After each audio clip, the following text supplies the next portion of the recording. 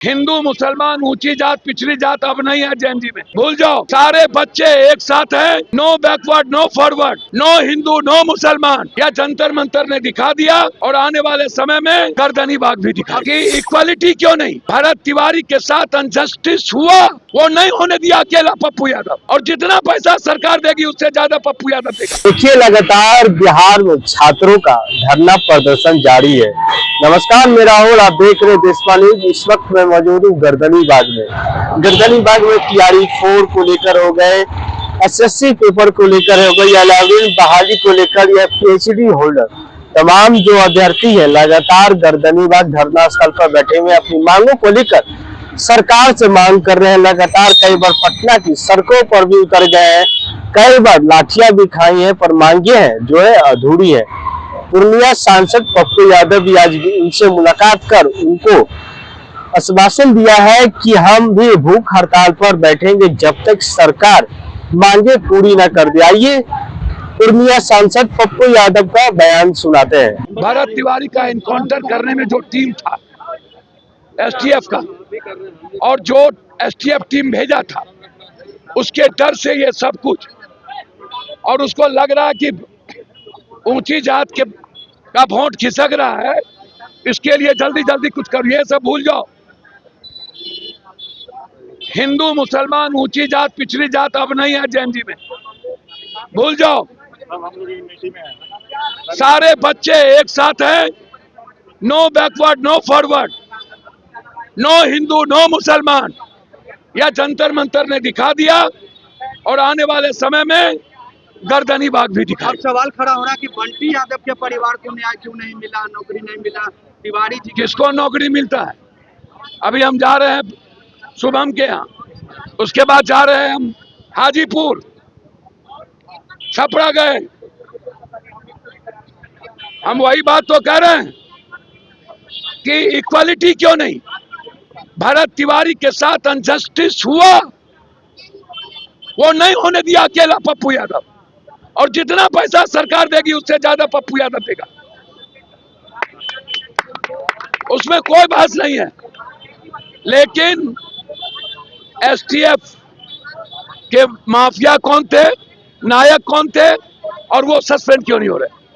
पप्पू यादव जी कई बार के सांसद रहे हैं और पहले भी छात्रों के मुद्दे पर, पेपर लीक, दांडी सेटिंग के मुद्दे पर उन्होंने हमेशा समर्थन दिया है। आज पुनः गर्दनी बाग आए, हम लोग का हौसला अफजाई की और बिल्कुल जो हमारी 11 सूत्री मांग है उस मांगों का उन्होंने समर्थन किया है। जितनी भी गड़बड़ी हुई है हम लोगों ने एक मेमोरेंडम उनको सौंपा है और निश्चित रूप से उन्हें कहा है कि आपके समर्थन के साथ है, और निश्चित रूप से वो 16 तारीख से यानी 16 अगस्त को सुबह 11 बजे उपवास यानी भूख हड़ताल पर वो बैठेंगे अभ्यर्थियों के समर्थन में गर्दनी बाग में। तो निश्चित रूप से हम लोग उनका स्वागत करेंगे। और बहुत बड़ी बात है कि जिस प्रकार से तमाम राज्यों में पेपर लीक, दांडी सेटिंग हो रहा है, उसमें बिहार में तो तमाम परीक्षाओं में हुई, और ये जो नेता हैं जो सत्ता में रहते हैं उनको पेपर लीक दिखाई नहीं देते। जैसे सत्ता से बाहर हो जाते हैं अपोजिशन में तो उनको सब कुछ दिखाई देने लगता है। तो यही खेल है सत्ता का।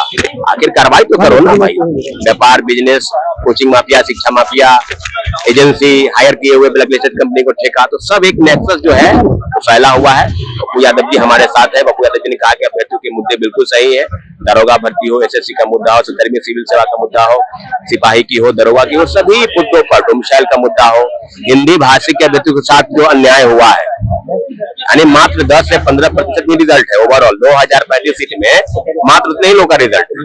तो बात अब समझिए कि क्या हो रहा है। 100 में मात्र 5 से 10 लोग का ही टॉपर बने, और टॉपर की कॉपी ऐसी कि लिखे पूरा लिखा भी नहीं और रैंक किया गया।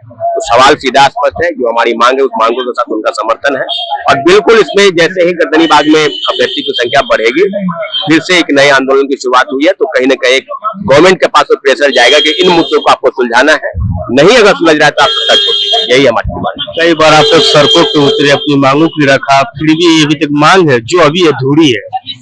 बिल्कुल, हम लोग जब भी सड़क पर उतरते हैं, चाहे SSC का मुद्दा हो, TRE 4 का मुद्दा हो, डोमिसाइल का मुद्दा हो, तो लाठी चार्ज होता है, बर्बरतापूर्वक फर्जी FIR होती है। और जब बातों को जब हम धरने पर बैठे हैं तो धरने पर कोई ऐसा बात, तो एक पैटर्न जो दिल्ली से शुरू हुआ फिर रांची में चला, तो एक श्रृंखलाबद्ध है। अभी तो धरना प्रदर्शन है, फिर आगे भूख हड़ताल होगी, और जरूरत पड़ेगी तो आमरण अनशन पर भी जो अभ्यर्थी है BPSC के, SSC के, BET के, लाइब्रेरी वाले, सब कुल मिलाकर जो है वो धरने पर, आमरण अनशन पर जाने पर मजबूर होंगे, क्योंकि आप सुनना नहीं चाहते हैं। आप वही करेंगे जो आपकी व्यवस्था कहेगी, और व्यवस्था बिल्कुल भ्रष्टाचार के आतंक में डूबी हुई है, तो उसको बदलने की जरूरत है, कि रिफॉर्म की जरूरत है तमाम जगहों से। तो हम यही मांग करेंगे कि मुख्यमंत्री जी से कि आप ये सब चीजों की जांच कराइए, ताकि सब चीज जो है वो बिल्कुल खुल के सामने आ जाए।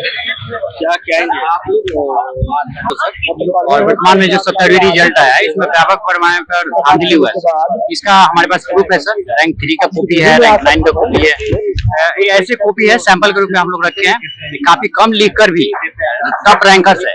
और हम लोगों ने सारा क्वेश्चन के डिमांड को पूरा किया है, स्टैंड बनाया, तभी हिंदी माध्यम का जो रिजल्ट है 69वीं को कंपेयर करें तो 69वीं में टॉप 10 अभ्यर्थी हिंदी माध्यम से थे, लेकिन वही जब 70वीं का रिजल्ट आता है तो अचानक से टॉप 100 में 3 से 4 ही अभ्यर्थी आते हैं। बताइए कहाँ का न्याय है। हम लोग एक जो हिंदी भाषी राज्य है, यहाँ पे उम्मीद करते हैं कि हिंदी भाषा जो स्टूडेंट है उनके साथ न्याय हो, जो क्वालिटी है उनके अंदर उनको अच्छी तरीके से जांच हो। इसमें देखा गया कि जो कॉपी जांच हुआ है रैंडम तरीके से हुआ है, मतलब जो इनका डिजिटल कॉपी चेक करते हैं जैसे सीबीएसई वाले मामले में हुआ था, और इसमें काफी मैनिपुलेशन के चांसेस है। तो हम लोग आयोग से, सरकार से आग्रह करते हैं कि जो 70वीं बीपीएससी है इसको पूरी तरीके से रद्द किया जाए, एक स्वतंत्र जांच कमेटी बनाकर और इनका जांच कराया जाए, और जो भी इसमें लूपहोल्स है उसको दूर किया जाए। तो आपने उनका बयानों को भी सुना, उन छात्रों को भी आवाज सुनाते हैं जो छात्र लगातार सुबह से भूख प्यास छोड़ धरना स्थल पर बैठे हुए लगातार अपनी मांगों को सरकार तक रख रहे हैं।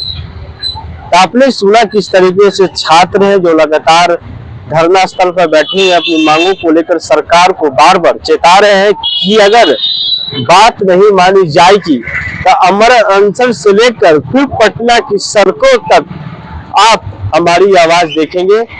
ऐसी तमाम जानकारी के लिए हमारे साथ बने रहे, देखते रहे देशवाणी। धन्यवाद।